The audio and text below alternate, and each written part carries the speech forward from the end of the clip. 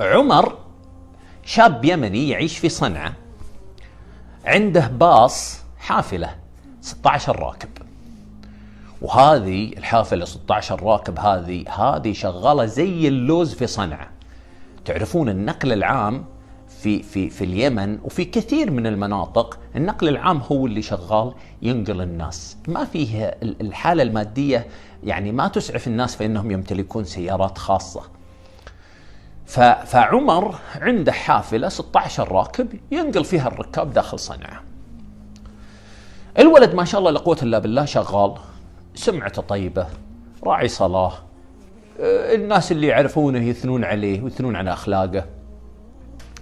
كلمته أمه، قالت لي يا عمر ما شاء الله لا قوة إلا بالله يا ولدي، الله رازقك وعندك هالباص وما ودك تكمل نصف دينك وتزوج؟ فقال لي يمه ما عندي مانع أبدا، دوري. قالت له جاهزة، بنت آل فلان جيراننا ما شاء الله لا قوة إلا بالله، دين وخلق وجمال وحسب ونسب وش تقول بس. فقال توكلوا على الله، معروفين ذول الجماعة. فعلا راحت الأم واخطبت من أم البنت، فقالت عطينا فرصة أشاور أبوها وأشاور البنت ونشوف الوضع وأرد لك خبر عشان تخطبون رسمي إذا تم الموضوع. وفعلا ردت لها خبر بعد يومين، قالت والله أبد تقدموا خلوا والده يخطب. وفعلا خطب عمر، والجماعة ما شاء الله سمعته زي الذهب، زوجوه وبدأ حياته الزوجية بسعادة، لقى مثل ما يقولون نصفه الثاني. البنت هذه اللي تزوجها عمر لها ولد عم اسمه هاشم. هاشم هذا رجال مستهتر، رجال مثل ما يقولون راعي مو بسليم، وضعه مو طبيعي. وقد تقدم هو للبنت ورفضه عمه لأنه ما يستاهل البنت. فلما تزوجت البنت حقد هاشم وتضايق، كان يجلس مع أصحابه يقول لهم بنت عمي تزوجت وأخذت عمر فلان الفلاني، مع عمر معروف يعرفونه يعني لأنه في حارتهم، وأنا صراحة مقهور أنها أخذ بنت عمي لي ومن حقي وأنا أولى الناس فيها. فقال له واحد من الحضور من أصحابه طيب الموضوع سهل، نحط له خطة ونقضي عليه الرجال. قال له هاشم كيف يعني؟ قال أنا أعلمك. سبحان الله، بعض الناس يعني إبليس شيطان في تفكيره. قال أنا أقول لك،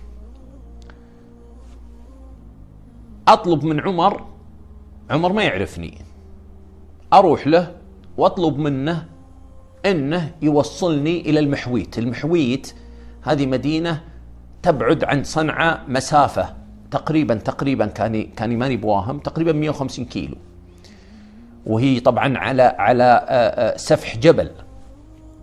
قال أقول له وصلني للمحويت، أبو زوجتي تعبان وبا يعني أروح أخلي زوجتي تشوف أبوها، وبنجي بكرة الصبح. أطلب منه بالليل وأقول له بكرة الصبح بنرجع، وآخذ معي 3 من الشباب ألبسهم عبايات ويتظاهرون أنهم نساء، ولما ننتصف في الطريق نذبحه نقتله عمر وندفنه، ثم ناخذ الباص حقه نفككه ونبيعه قطع غيار، وانت بعد فترة بعد ما تعتد زوجة عمر اللي هي بنت عمك وتنهي العدة تاخذها أنت، وش رأيك؟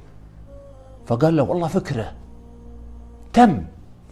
وفعلا راح هذا الإبليس الشيطان البشري راح لعمر، سلم عليه بالليل بعد صلاة العشاء، كيف حالك وشلونك عساك طيب؟ الحمد لله، أنا والله يا أخي محتاج إني أروح للمحويت، زوجتي أبوها تعبان وأبي نروح نشوفه ونطمن عليه ونرجع بكرة الصبح، وأبدا الأجرة اللي أنت بيها بدفعها لك. فتحت إلحاحه وافق عمر، فدخل عمر وكلم أمه قال يا يمه أنا مضطر أروح للمحويت وقال لزوجته وطلع وركضوا. الشيطان هذا البشري ركب قدام، والثلاثة اللي يتظاهرون انهم نساء لابسين عبايات ومتغطين يركبوا وراء. وانطلق عمر الى المحويت، وهم في الطريق بعد ما عدوا مسافة طويلة، وهم في الطريق سبحان الله عطس واحد من اللي وراه.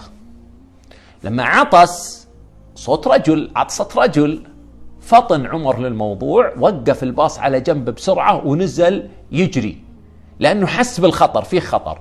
فاللي قدام هذا نزلوا معاه السلاح المسدس وصوب على عمر، لكن سبحان الله أصاب رجل عمر. كانوا فيه قرية قريبة وفيه ناس موجودين، سبحان الله العلي العظيم، هبوا على طول على إطلاق النار، وذول الأربعة هربوا فامسكوهم أهل القرية، وتم سبحان الله تسليمهم للشرطة، ونقل عمر للمستشفى وتم علاجه. وبعد ما حقق مع هذول الأربعة تبين أنهم كانوا مخططين أنهم يقتلون عمر، وأنهم يسرقون الباص، وأن هاشم هو اللي يعني يتزوج بنت عمه، وكانت هذه عبارة عن خطة كاملة. لكن الله سبحانه وتعالى أفشلها. واعلم أن ما أصابك لم يكن ليخطئك، وأن ما أخطأك لم يكن ليصيبك، وأن الناس لو اجتمعوا على أن ينفعوك بشيء لم ينفعوك إلا بشيء قد كتبه الله عليك، ولو اجتمعوا على أن يضروك لن يضروك إلا بشيء قد كتبه الله عليك. رفعت الأقلام وجفت الصحف.